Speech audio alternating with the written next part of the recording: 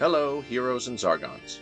My name is Matt, or Blackbird if you prefer, and this is the Trials of Tribulations and Zargon, a series which details the many ways in which the Emperor's heroes foil Zargon and his minions in their plots to conquer the Empire. In it, we'll review the published quests and any house rules or modifications we're using to make the game more interesting and challenging.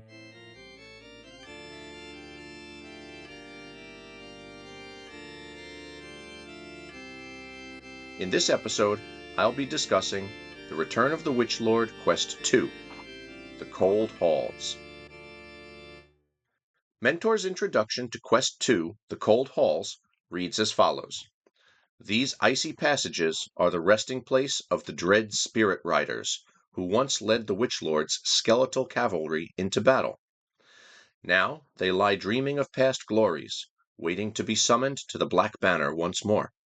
You must find your way to the spiral stairway to reach safety and continue on your quests. A quick side note.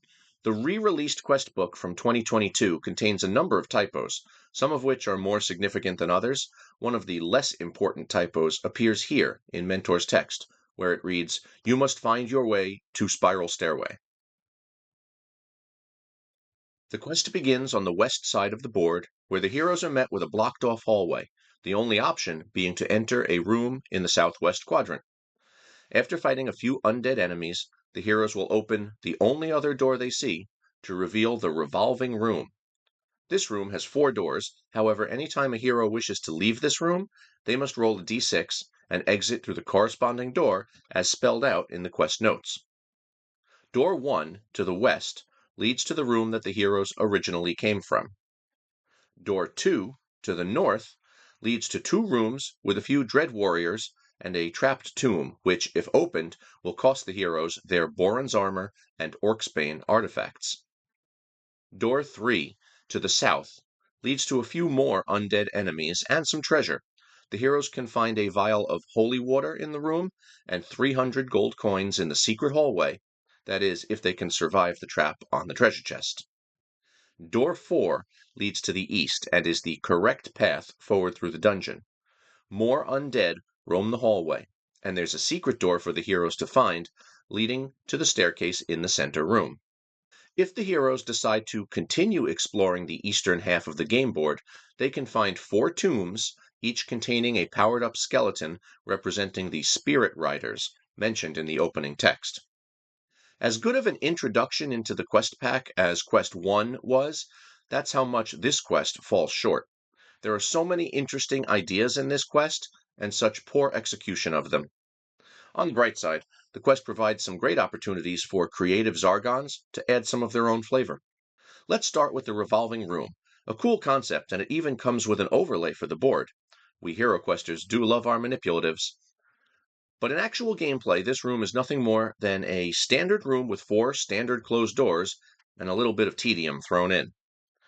The first time the heroes exit through one of the doors, they are experiencing a new part of the dungeon, usually with a few enemies to clear out. And after that, and with 3 out of the 4 paths being dead ends, this room becomes an exercise in patience as the heroes continue to roll their die, trying to get out of the room in the direction they want to go. Or, like we wound up doing in our campaign, once the pathways are all cleared out, if the heroes need to go back through the room, you can just hand-wave it and say they roll the requisite number of times before they finally get the outcome they want. Something to put pressure on the heroes, for example, if monsters continued to spawn behind each door, would go a long way here. Let's talk about the skeletal spirit riders. There are 4 mini-boss level enemies in this quest, and no reward for defeating them. And it's perfectly plausible that the heroes never even discover these enemies, since the dungeon design is so linear and the heroes find the exit before they get to the spirit riders. There are a number of things that can be done to give this cool lore some actual importance. Maybe the spirit riders are guarding a treasure. Maybe if the heroes don't take them out now, they'll be able to rise up and join the Witch Lord, adding difficulty to a later quest. As written, the spirit riders are nothing more than a bit of flavor text. Then there's the Tomb of a Great Warrior, which when opened spews out a sparkling mist which dissolves Boron's armor and the Orcsbane. Maybe this was an attempt by the creators to mitigate the power of a group of heroes who've already successfully completed the base game, removing some of their power as opposed to the Frozen Horror and Mage of the Mirror quest packs, which tackle this problem by upping the power of the enemies. In a game where punishing and sometimes unfair traps are the norm, even this seems like a step too far. Sure, the heroes get a chance to not open the tomb, but as written, there's no trap to discover or disarm, so why wouldn't they open the tomb? This whole thing is so absurd that we just have to laugh, and any tomb or coffin we find in any quest from now on is the tomb of a great warrior, and automatically TPKs the party uh, before we continue on with what we were doing. Anyway, let us know what you do to make this quest make sense.